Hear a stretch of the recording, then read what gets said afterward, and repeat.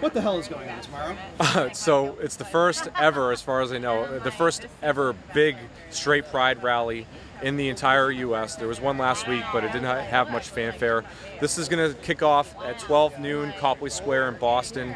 We have a handful of floats, including the Trump Unity Bridge. If you've never seen this before, go online and look it up. It's a wonderful piece of architecture. It has a whole bunch of American flags and patriotic regalia, and it's pro-President Trump, obviously. It's called the Trump Unity Bridge.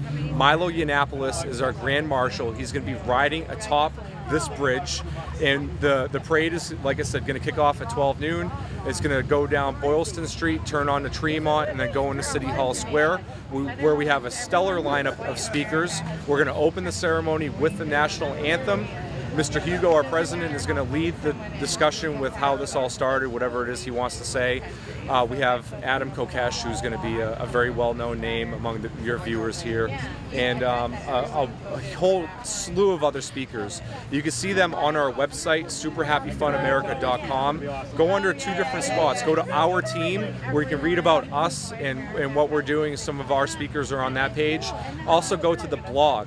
And if you start the blog from the beginning, you can see how this story has progressed over time and the speakers we've added. Like I said, it's going to conclude at City Hall Plaza, and then we're going to go off into the sunset having a super happy fun day. What do you think of people who say stuff like straight pride is hate pride? Essentially, you're counter demonstrators. How do you sort of respond to them if they're watching? It's ridiculous. Do you mind if I tell you how this whole thing started? Sure. All right, so we have a friend named Hal Shurtleff. He's the founder of a group called Camp Constitution. It's a pro-Christian group. City Hall in Boston has a flagpole outside of it where different groups and organizations can apply to have their own group's flag flown. They've approved over 280 flags over the past few years or whatever. Hal Shurtleff applied to have his Christian flag flown. They denied him, citing government speech. And so there was a discussion between Mark Sahady and John Hugo, our vice president and president, about Hal's situation. And they said, well, how cool would it be if we came up with a straight pride flag and applied to have a flag raising ceremony at City Hall? And they did that. They did just that. They created a wonderful flag. It's pink and blue with the interlocking male and female gender symbols. And they applied to have that flown at City Hall, and Mayor Marty Walsh denied us, citing government speech. And it's our understanding that parades have different rules and regulations governing them, and they can't deny those. They have to afford parades to every single group. So as a way of pushing back against Mayor Marty Walsh and his favoring of certain groups over others, we decided to organize a straight pride parade. This is not anti-LGBT, this is anti-identity politics. We reject the idea, like, you have all these corporations, you have politicians who co-opt language like tolerance and inclusivity and equality. They co-opt that for their own, it's for political gain and for financial gain. We reject that. We've taken all that same language, we say we're all of those same things, and those companies with many billions of dollars behind them, they call us the bullies. We're proving who is truly tolerant and who is intolerant, and we believe that we're the more tolerant and inclusive of these groups. You have Milo as the parade. Right. I hate to break it to you, straights, but Milo's... So I can't believe I didn't even bring that up. I mean, he's such a well-known person. He's such a well-known person that I don't even think I have to bring up the fact that Milo Yiannopoulos is like flaming on fire gay. Like, you could take one look at him. I'm not prejudging anybody. He's openly gay. He just married an African-American gentleman, as a matter of fact. But, you can tell from his mannerisms and the way that he dresses, he's fabulously gay.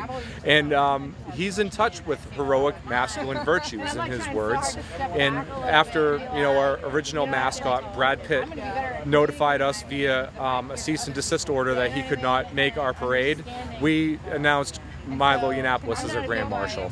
And so anybody who's looking to show up and have a homophobic celebration, they're going to be terribly proven wrong, and they're going to leave in a huff, I think, when they see Milo come out on stage. I assume you want this whole thing to be nonviolent.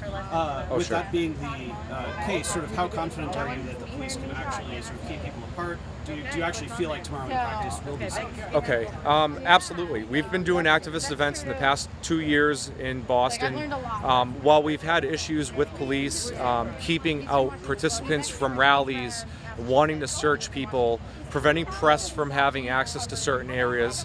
They've maintained a very high level of professionalism and competence in keeping the sides separated. There are regularly arrests at these things. They're very rarely on our side.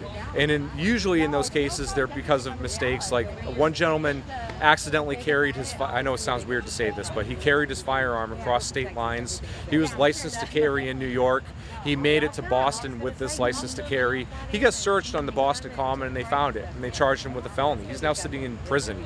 But he says it was an honest mistake. I believe him. It's those types of things that happen to our side. When the other side, and I hate to do this in terms of like different sides, but when the other side gets arrested, it's because they're actively trying to assault other people.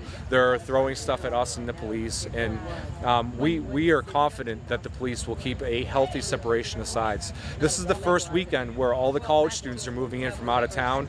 A lot of them are probably kids of very rich and influential people.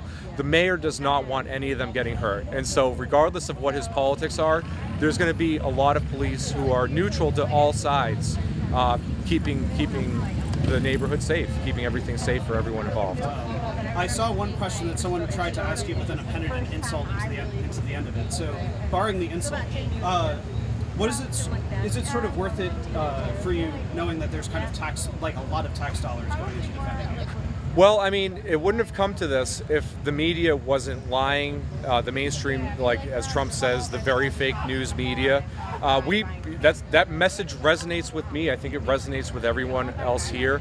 If the media was doing its job and reporting on what's going on in this country, if the government wasn't picking and choosing which groups it favors and which ones they don't, if there wasn't this terrible co-opting of identity politics with these multi-billion-dollar corporations, we wouldn't have anything to do. We wouldn't be going out and doing these events, but we do. We found out that there's a lot of opposition to things like free speech and the Bill of Rights in this country, and a bunch of us are veterans. We believed that we were going to defend these values when we deployed overseas to these combat zones. We come back here and there are literal terrorists in the streets who are dressing in all black, they're concealing their face, and they're using violence to shut down the opinions of others. And there are no hateful opinions here. They label us as all sorts of terrible things, and they use all sorts of terrible tactics to shut us down. Until we are respected the same rights and privileges as every other group, we're going to keep on turning out and doing this.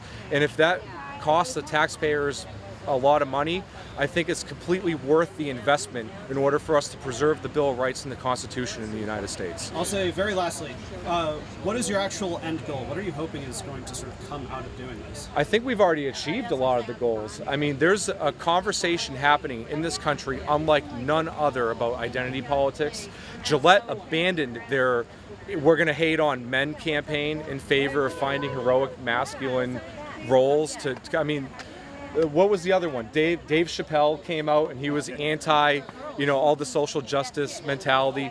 There was some sort of MTV awards where some guy came out and talked about the safe space that's in the back of the room, and they're going to have some sort of horse there to help calm people. And he's like, if it was up to me, none of this would be happening. None of you would be here, right? I can't say that this is something that we've initiated, but we're on the leading edge of pushing back against this insane identity politics. And this is not left or right. This is American values. This is Bill of Rights. This is human rights. Our right to be able to go out in public or in private and speak what's in our hearts and in our minds. And until we feel like those rights aren't being attacked, we're going to keep on doing it.